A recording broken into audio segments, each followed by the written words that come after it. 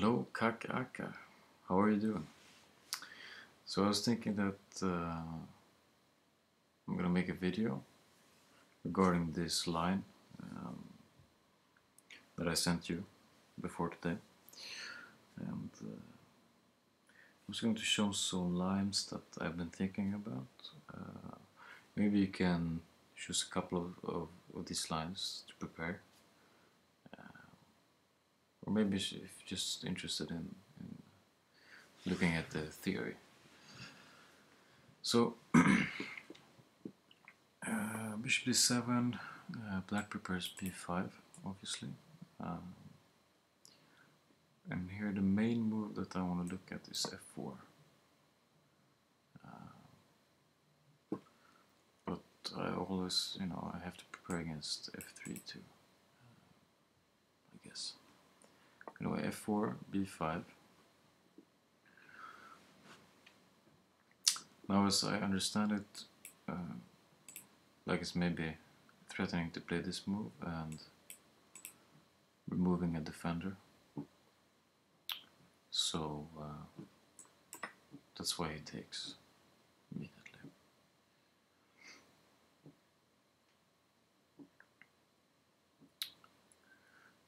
Let's see, g takes here. I think we can start by looking at f5.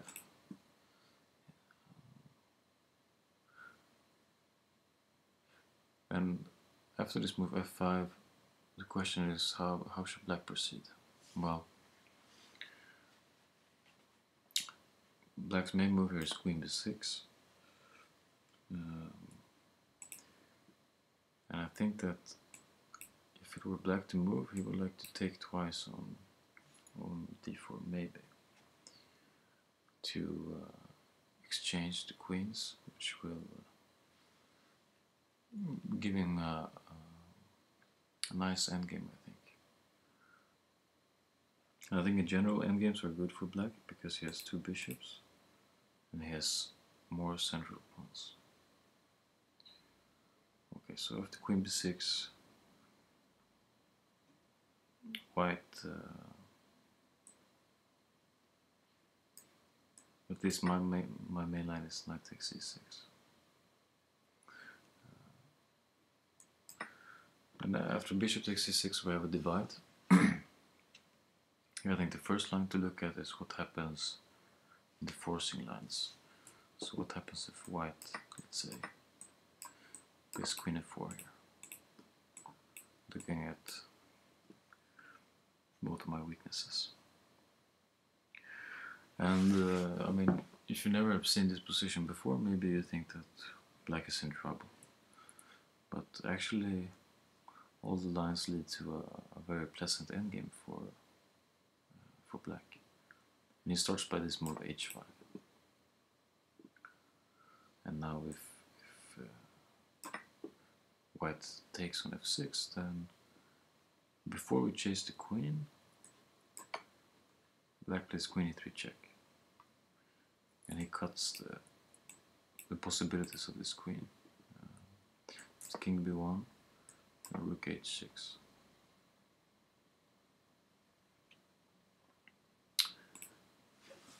This queen is now a problem because if it goes to h4, then bishop e7. We can just exchange queens and play king d7 and then rook g8. We're a pawn down, but with the bishop pair and the active rooks, I think it's going to be hard for white to do anything serious.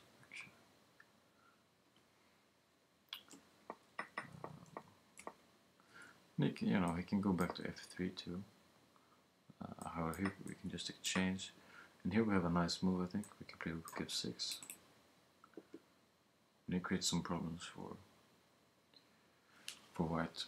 If bishop b2, then this knight is in danger after this move, and white has to do something like this. But this already looks like, it doesn't look good for white because at least black can take on f3. And if he tries to trick, you can just take, play rook f5.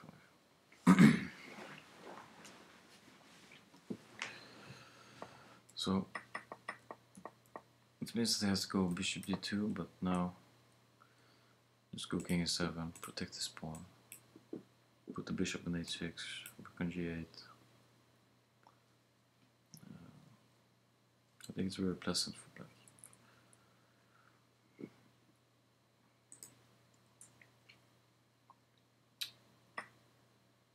So yeah, so what if he...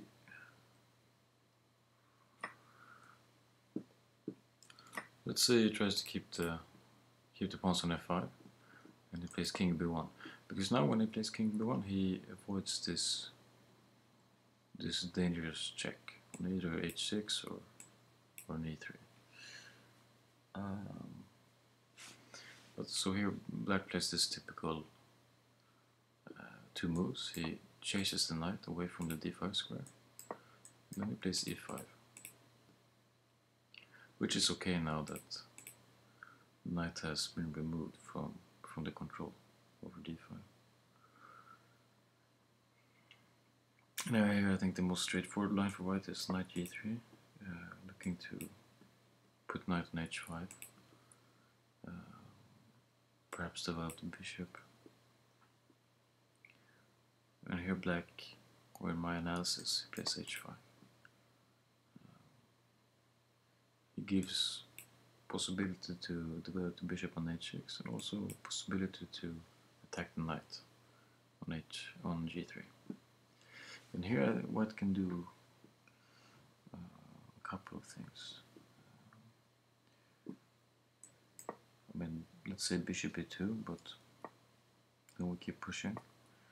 After knight h5, black can plan to castle on the queen side, and this was played by the Russian player Alexei Dreyev. He played like this. His opponent played like g4, takes, then after this they got a very double-edged position. I think he later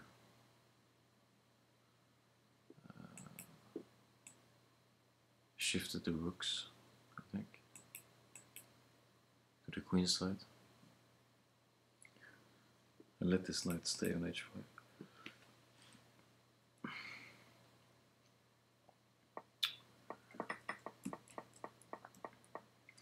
You can also try this move, bishop c4.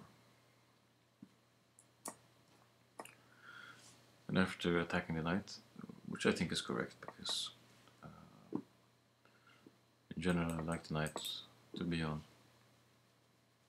f1. Now I think a mistake is to take on e4. Mostly because after queen e2, let's say bishop c6, knight e3, black's minor pieces work very well in this. This is a weak square.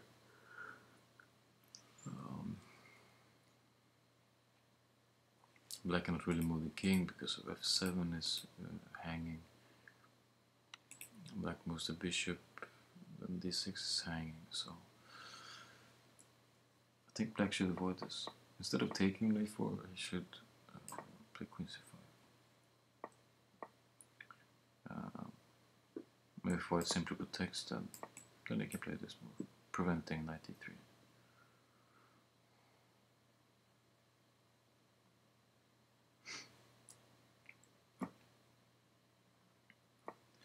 So bishop d5 is another move, but then we can just take.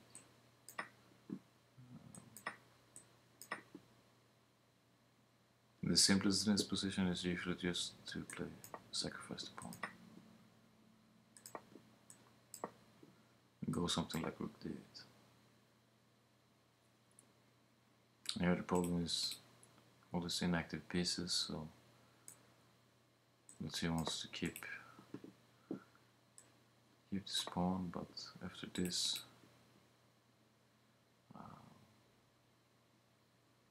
let's say knight e3.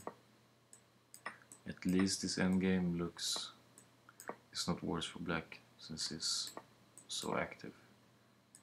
Let's play a5. I think it's unpleasant.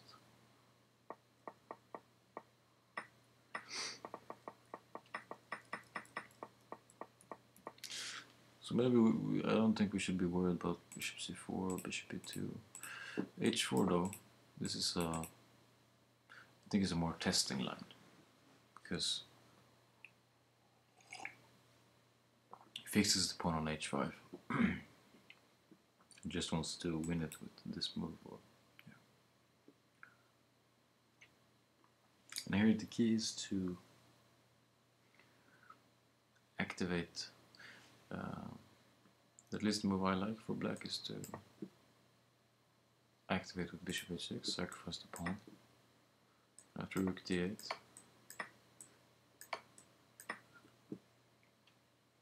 get this position.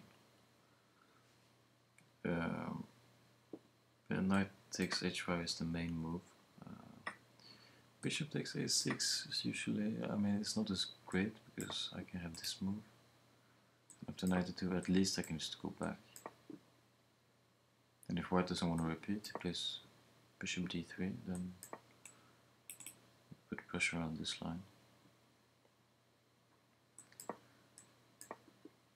And again, black is very active. This pawn is hanging, so let's say he's trying to defend it by, we can just move our king. Now still it's hanging, so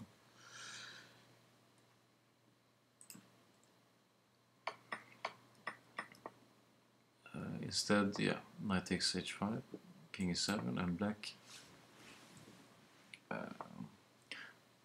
is 2 pawns down, but I think he has a lot of compensation, so maybe you don't believe me, but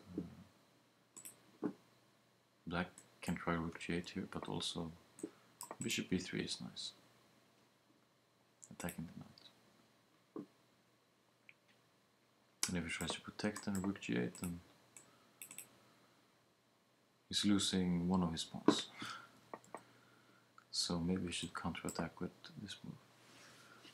But now at least I can take an h5 and take. And there was some game here by, I think, Bologan and Kotronias. Bologan played a3, I think. Now just a5. And the point is that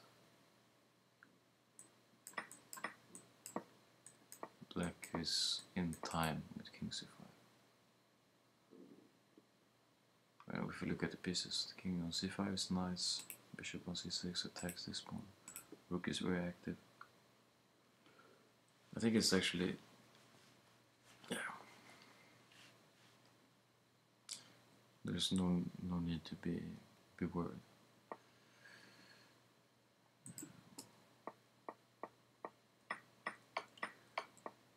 This is, yeah, one line. But maybe white can avoid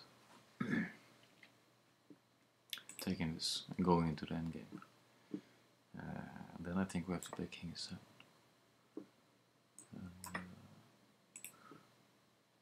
After white takes this pawn, I think the key move is to play queen b7 to put pressure on this line. And if it goes here, then bishop f4, of course, so rook e1 is necessary. And here, maybe if I had this position with black, I would, maybe most players play a5, but there is this nice move with b3 in this position.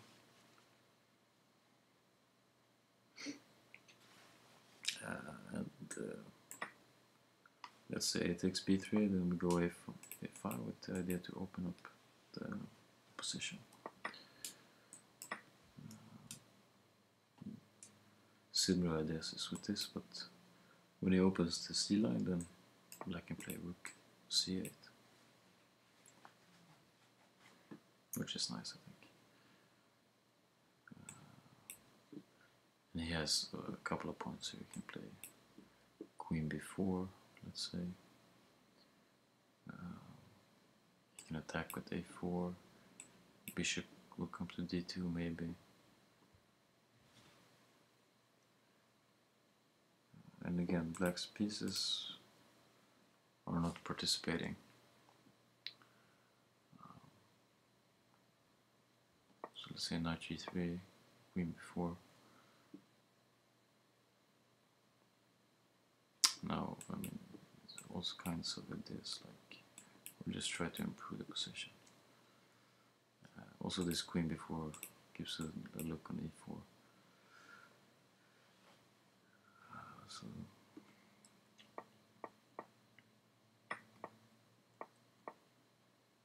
this is also interesting. But of course, I mean, you don't have to play b3. You can play something else. But still, it's a nice move to make, I think.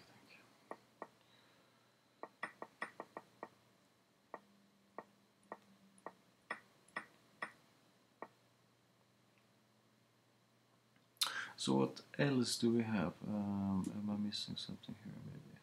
Let's see. After king b1, pretty much everything there. Yeah, maybe in this position, white can play this move, just protecting e4.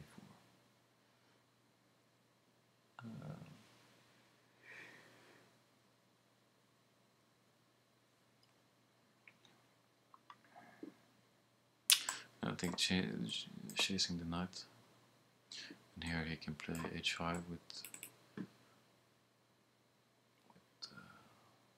yeah, this move.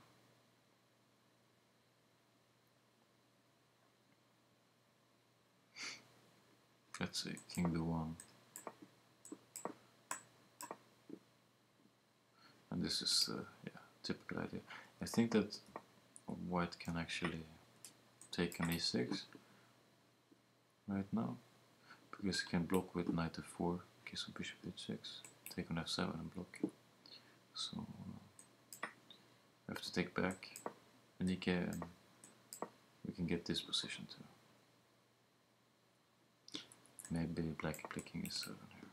Yes, too.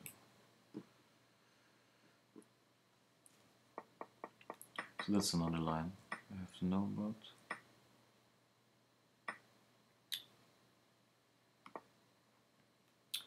Is there anything else?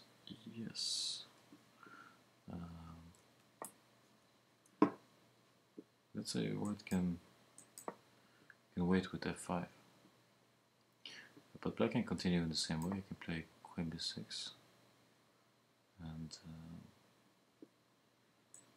knight f3 is a possibility.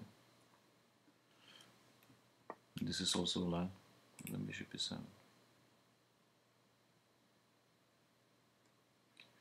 And I think in these lines that black usually goes to the queen side, actually. And that's why he plays bishop e7.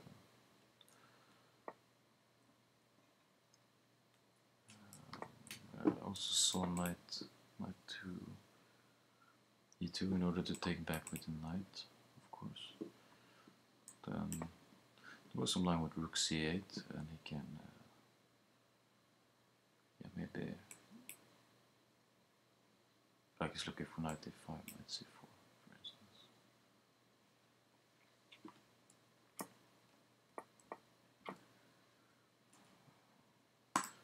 Maybe he wants to trade on c6 too.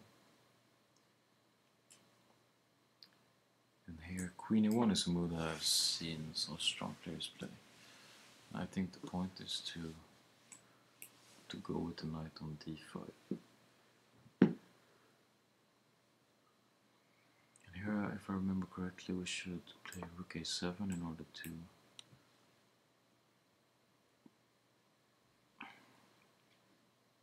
meet knight d5 with e takes d5, e takes d5, check, and then rook e7. So we are saving our bishop. And I think the line continues with something like this, maybe rook g8. I think we had, you know, the same ideas apply. I think, like if you try tries to go f5, and then we have b4 and similar lines, I think.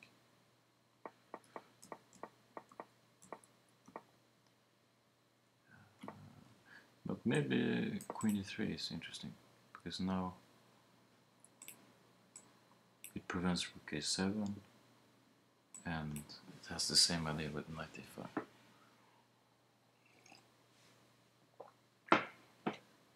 And here I think black should play queen e7. The point of this move is to play queen a7 and challenge this queen. Now there's a lot of lines here, but let's say bishop d3, queen a7.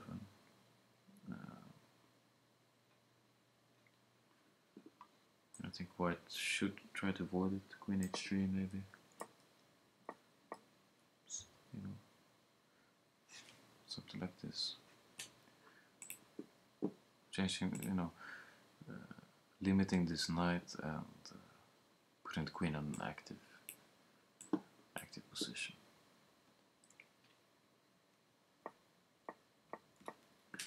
Maybe you can go this to keep these ideas alive. Go queen c5 anyway.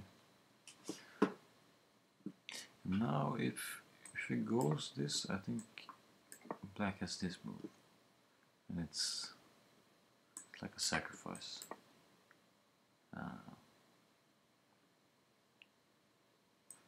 You can play knight g4 here, but if e5, then I think the problem is this check and bishop f3, and I think bishop e2 we have this move, which is nice.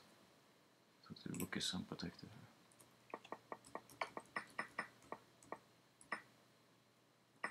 But you can also play knight g4, and I have to check what I should do in this position. I don't know actually. Maybe h5 is a move.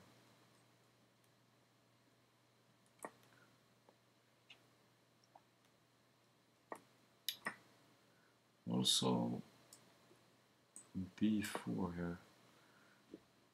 So I think it's important to know what to do. Queen d4, if bishop takes b5, then this is just a draw. So he has to do something else. c3, then take a5, and we have a, complicated position again. So I don't know. This is, I was showing you some ideas that white can play. I don't know what's best or what's most popular, but maybe you can. Maybe you know something here that is a good line for white, and you can prepare it. I will try to check as many lines as I can to get feeling or understanding of how to play these positions, because I don't have it, I think. But then again, also f3 here is I think is a natural move. And some theory continues with bishop e7, h4, h6, bishop e3, and then h5.